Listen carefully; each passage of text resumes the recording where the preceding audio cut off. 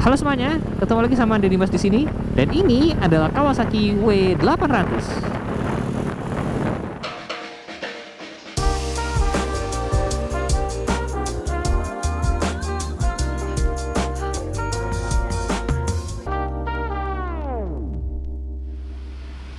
Vlog kali ini kita ditemani oleh burungnya Jamet. Burung peliharaannya Jamet. Coba sini. Kabur!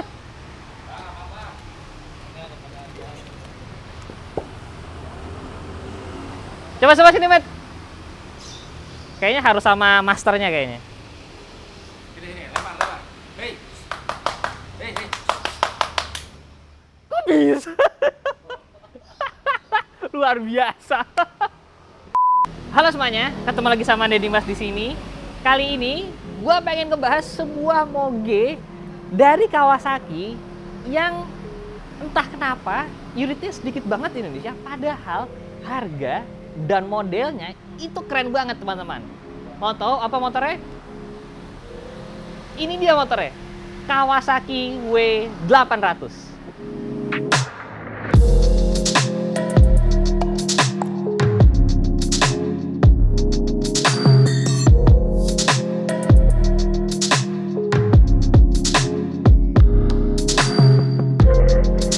Jadi ini adalah sebuah moge dari Kawasaki yang bergaya desain vintage atau klasik gitu. Sedikit sejarah, W800 ini bukan generasi pertama dari motor ini. Sebelumnya sudah ada W650. Kemudian di-update jadi W800 dan sekarang yang banyak banget kalian tahu ada W175. Nah, itu sebenarnya keluarganya tuh silsilahnya sama tuh teman-teman. Motor ini itu dijual resmi oleh Kawasaki Indonesia ya. Dan dulu harganya pun kalau nggak salah sekitar 2,5-an. Udah dapat moge bentukannya klasik begini. Ya, 800 cc. Tapi sayangnya gue bingung. Unit ini tuh jarang banget, teman-teman. Mungkin katanya di Indonesia cuma ada puluhan, kayak sekitar 50-an gitu. Padahal menurut gue dengan harga 250 jutaan, sekarang aja barunya masih di bawah 300. Value-nya itu banyak banget, teman-teman. Pertama, brandnya udah brand Kawasaki gitu. Dealernya udah nggak usah ditanya karena dealernya banyak di mana-mana. Kemudian secara desain bentukannya indah, bentukannya bagus. Secara cc dia 800 cc gitu. Jadi gue tuh yang masih bingung sampai sekarang itu, kenapa motor ini itu jarang banget ada di jalanan. Gue mau bahas dari desainnya nih. Seperti bisa kalian lihat desainnya tuh ya udah klasik gitu. Desain-desain yang sebenarnya tak akan lekang oleh waktu. Dia pakai pelek jari-jari, ya kan, lampunya bulat. Ya memang bukan LED gitu ya, tapi desainnya tuh menarik banget gitu. Seperti bisa kalian lihat di sini tuh pegangan lampunya tuh rapi loh bentukannya. Terus kalau kita agak ke belakang, bentuk tangkinya, bentuk logonya, semua tuh desainnya dan bikinannya tuh bagus. Dia ini yang warna biru katanya cuma ada 10 unit, sisanya semuanya warna hitam teman-teman. Nah, makin kesini kita lihat, gue nggak mau ngebahas tenaganya dulu, tapi gue mau ngebahas desain mesinnya deh. Karena desain mesin ini menurut gue menarik banget. Ini itu 2 silinder 800 cc teman-teman. Nah, sama Kawasaki, dia masih mempertahankan sebuah teknologi yang dari dulu sampai sekarang dia pakai, yaitu ini. Jadi kalau saya sekarang ada rantai keteng, kalau di motor itu nggak pakai itu, tapi pakai shaft yang ada di sini. Jadi dalamnya itu semacam kayak putaran shaft gitu, gear ketemu gear. Dan ini sama Kawasaki ditonjolkan banget gitu loh. Jadi makanya kenapa gue paling suka ngeliat W800 sisinya dari sebelah kanan, karena kelihatan ini nih, shaftnya ini. Terus kalau kita kesini mundur lagi, still desainnya itu desain sasis yang bentuk lama, klasik banget. Joknya juga bentukannya seperti itu. Knalpot emang ini sudah aftermarket, tapi yang standarnya pun bentukannya emang ya kira-kira seperti ini teman-teman. Jadi overall, kalau menurut gua, motor ini tuh seharusnya laku banyak di pasaran gitu. Karena dibandingkan dengan Triumph, ini harganya masih lebih murah gitu. Dan Kawasaki ya di mana-mana banyak dealernya. Dan kalau kita lihat, banyak juga sebenarnya unsur-unsur yang dibawa tarik ke W175. Bentuk tangki, terus kalau kalian tahu W175 kan juga ininya W di sini, ya kan. suspensinya, warna suspensi. Gue beneran suka banget sama motor ini. Gak tau kenapa, menurut gue tuh klasik banget. Dan gara-gara unitnya jarang di jalanan, justru lebih menarik perhatian kalau menurut gue pribadi. Kalau menurut kalian gimana? Nah, sekarang kita bahas mesinnya nih. Secara desain memang bagus.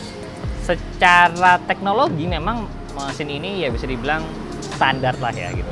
Mesinnya 800 cc, 2 silinder, tapi memang tidak bisa dibandingkan dengan Kawasaki Z900 gitu. Walaupun selisih 100 cc, tapi yang itu udah 4 silinder dan basisnya pun memang sebenarnya sport engine gitu. Kalau ini classic engine banget, bener-bener masih tegak banget. Makanya tenaganya dia nggak gede-gede banget. 800 cc, tapi tenaganya cuma sekitar 40-an horsepower. Sebagai gambaran, CRX 25R itu horsepowernya sudah sampai angka 51 horsepower. Jadi memang mungkin secara tenaga horsepower ya, dia tidak begitu besar. Tapi ya balik lagi, fungsinya memang beda teman-teman. Mungkin secara torsi tenaga motor ini besar gitu ya. Karena memang ya peruntukannya tadi itu, ini motor yang dipakai buat nyantai gitu ya. Jadi gue yakin yang bawa motor ini pun nggak bakal ngebut-ngebut banget. Tapi ya overall oke sih. Memang setelah seiringnya waktu, ini kebetulan teman gue, nanti kita akan coba, dia pemilik tangan pertama. Beberapa kekurangan kayak misalkan ini, engine case-nya kiri dan kanan mulai menguning teman-teman. Terus juga katanya gara-gara ini shaft driven, jadi gear ketemu gear, makin lama suaranya makin agak kasar gitu, dan agak terasa getar juga katanya. Kalau masalah knalpot ini udah aftermarket, harusnya ini ada selongsongnya satu lagi, jadi nggak kelihatan berantakan begini. Tapi ya overall sih masih oke banget sih, karena menguning gini harusnya sih masih bisa dibenerin lah ya. Nah, mending sekarang kita ngajak ngobrol temen gue Mas Rizky buat tahu gimana sih user experience dari Kawasaki W800 ini. Dan ini dia teman gue pemilik dari W800, Mas Ki. Halo. Apa kabar? Ini kebetulan Halo, juga Mas dia penghobi mobil-mobil klasik. Sama lah kayak Bapak ngikutin. Saya tuh belajar dari Mas. Alah. Nah, Mas Ki, ini Ya. kan W800 itu tangan pertama nih. Tangan pertama. Nah, gimana user experience selama udah berapa tahun berarti pakai? 5 tahun? Ini gue pakai 3 tahun. Oh, 3 tahun. 3 tahun. Menurut lo gimana selama ini pemakaiannya? Lo kan juga, lo punya motor lain juga kan? Ada. Jadi gue ada Honda Monkey 1 sama ini sih. Jadi motor kecil 1, motor yang ini 1 lah ya buat warawiri. Tapi yang sering gue pakai harian justru ini. Oke. Jadi gue pakai kantor segala macam tuh gue pakainya ini hampir tiap hari. Gue pakai 3 tahun sekarang kilometer tuh 23.000. Berarti lumayan. Lumayan ya? ekstrim lah. Sering lo pakai ya? Gue pakai. Jadi ini bukan moge weekend doang ya? Enggak weekend. Jadi emang tiap hari tuh mostly gue pakai sih motor ini. Wow. Gitu. Panasnya gimana? Moge Panasnya panas sih Dim. Panas, cuman masih tolerable lah, masih masuk akal sih panas ya, nggak terlalu yang gimana banget. Tapi lo gitu. pernah nyobain motor lain nggak dibandingkan Triumph gitu atau? Kalau menurut gue sama Triumph sih lebih panas Triumph malah. Oh iya? Sorry, panasan ini. Oh, panasan ini. Lebih panas ini daripada Triumph. Lebih enak sih Triumph, tapi so far gue pakai di macet segala macam, even panas pun nggak pernah sampai yang overheat atau gimana kan nggak pernah sama sekali. Terus ini kalau dandanan udah lo apain aja sih sebenarnya? Yang Ini dari gue, depan ya?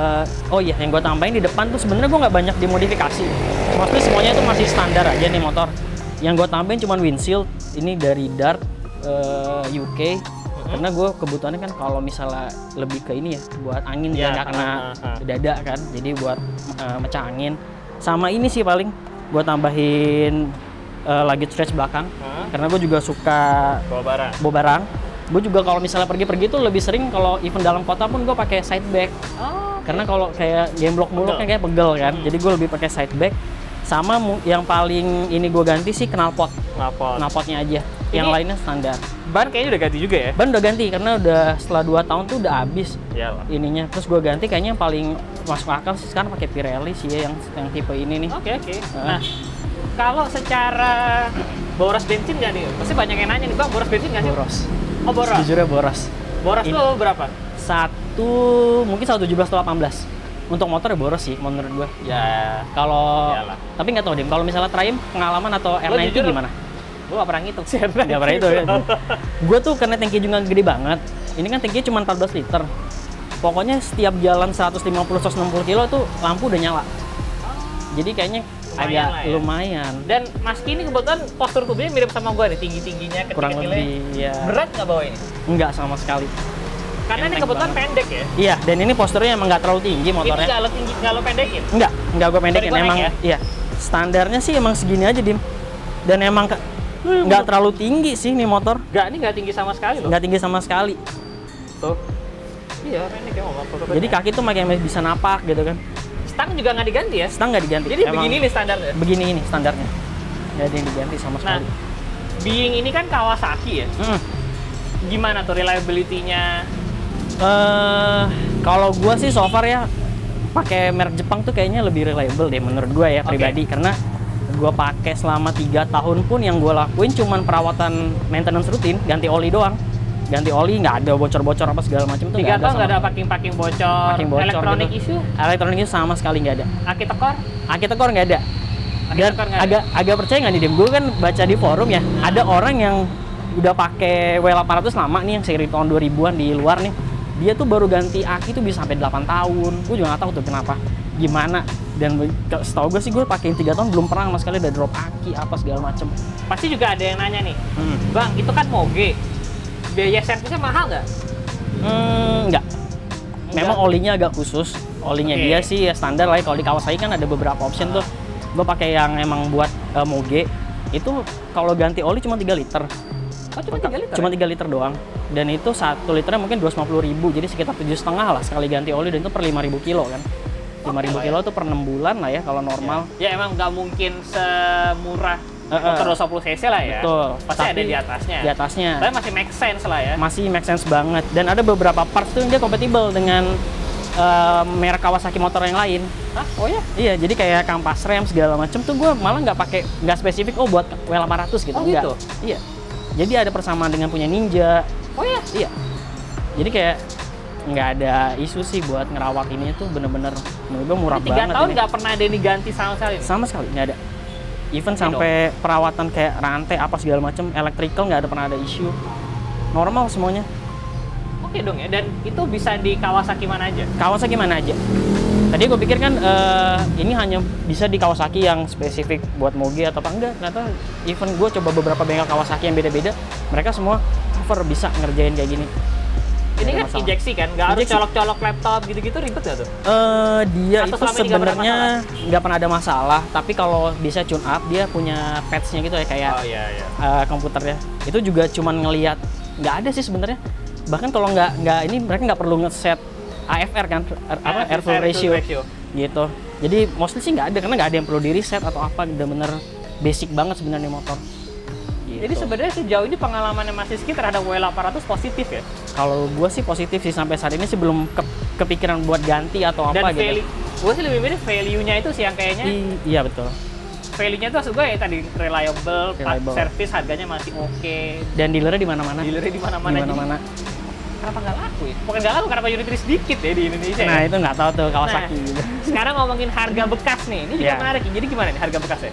Gue beli ini tuh kan 250 juta barunya tahun 2018. Sekarang 2021 kalau kita cek-cek marketplace gitu, harga secondnya juga sama. Atau palingnya mendekati lah. Jadi secara depresiasi kayak nol, depresiasinya tuh nggak ada. Itu Bertahan banget nih harga menarik motor loh ini. teman-teman, karena cukup Mungkin- jarang terjadi lah ya. Iya. Ya penurunan biasanya ada, tapi ini sih gue juga bingung sih, harga tetap sama aja. Atau mungkin karena dia keluaran baru mungkin, atau nggak tahu juga sih. Tapi harganya Maksud gue, tapi turun. lo beli 2,5 beberapa tahun yang lalu, ya beberapa motor kasusnya bisa jadi di bawah 200 tuh. Iya betul, betul, Iya kan? benar, benar. Kalau ini nggak, masih bertahan lah harganya. Nggak naik tapi ya. Nggak naik, Tapi ya cuman bertahan nggak aja. bertahan aja. Ya lumayan Oke lah dong. kalau buat pakai-pakai gitu, kalau ntar Oke butuh. dong berarti. Oke banget. Ini Murah sebuah, menurut gua,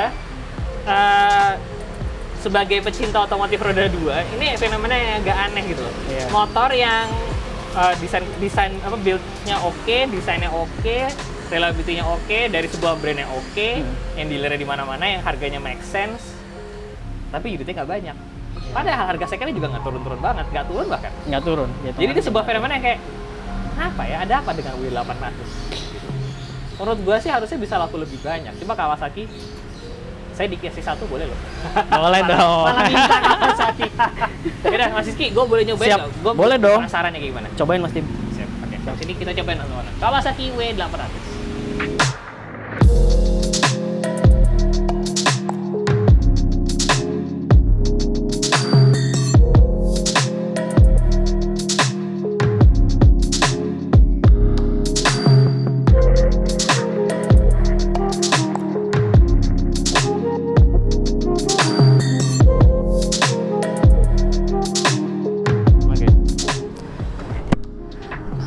Oke, sekarang waktunya kita nyalain.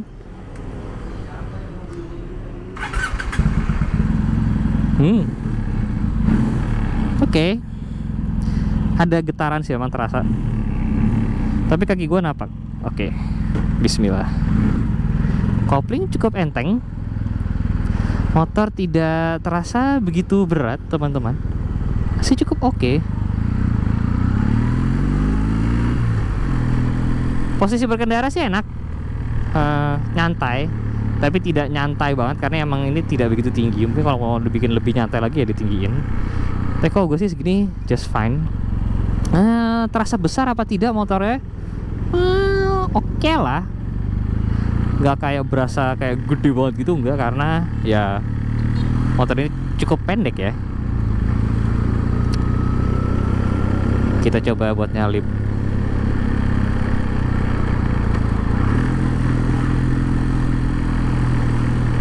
Bagaimana gigi satu buat nyalip? Oh, oke lah, cukup lah teman-teman.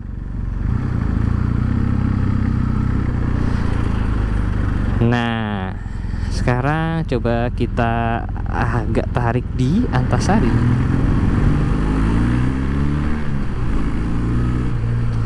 Ya, memang bukan sports bike teman-teman.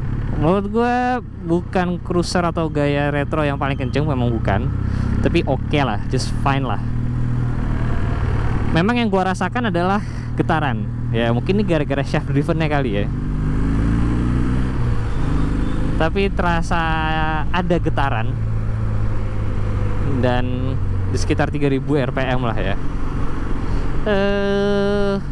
Mungkin kalau yang baru naik pasti agak kaget sih, kok agak geter gitu ya. Tapi setelah gue tanya Mas Rizky, katanya emang ya begitu tuh karakternya. Oke. Gua nggak tahu deh ini bisa apa ya istilahnya, dihalusin apa enggak. Gua nggak tahu. Mungkin bisa, mungkin juga enggak. Gua nggak tahu.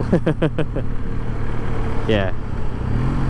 Tapi terasa ada getaran, teman-teman. Sayang sekali ya. Ada getaran di RPM 3000 ini.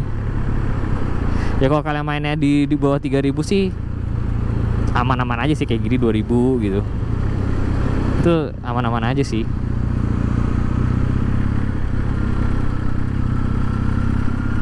Kalau di bawah 3000 sih halus. 2000 rpm gini ini halus.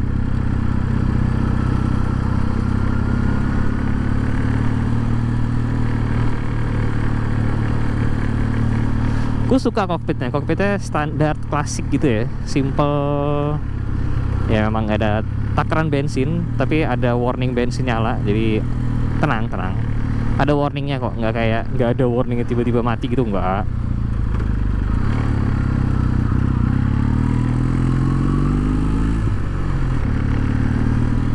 Nah kalau ditanya nimble apa enggak, gue nggak tahu deh ini apakah lagi kurang angin atau gimana. Tapi bukan motor yang paling nimble di kategori ini kalau menurut gue dibandingkan Triumph gitu ya. Mungkin karena wheelbase-nya agak panjang kali ya. Dan sayangnya dia belakang masih tromol. Ya itu juga cukup disayangkan sih, belakangnya masih tromol. Well, tapi walaupun belakang masih tromol, tapi ya kalau buat ngerem sih ya belakang nggak usah terlalu diharapin lah. Tapi kalau depan remnya aman. Di getarannya itu hanya di 3000 rpm. Hanya di 3000 rpm yang gengges. Karena genggesnya itu ke stang. Tapi other than that sih should be fine.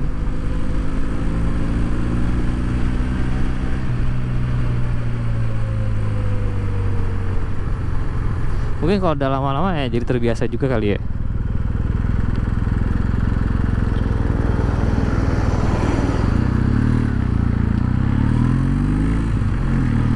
Terus suara mesinnya gue nggak tahu apakah yang ini doang atau ada sesuatu yang getar, tapi ada suara getaran gitu.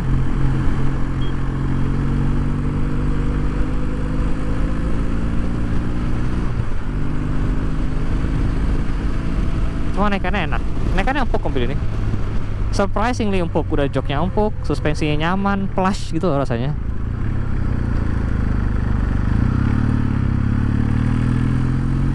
Tapi ya balik lagi, dengan harga di bawah 300 bisa dapat motor begini sih ya oke ya.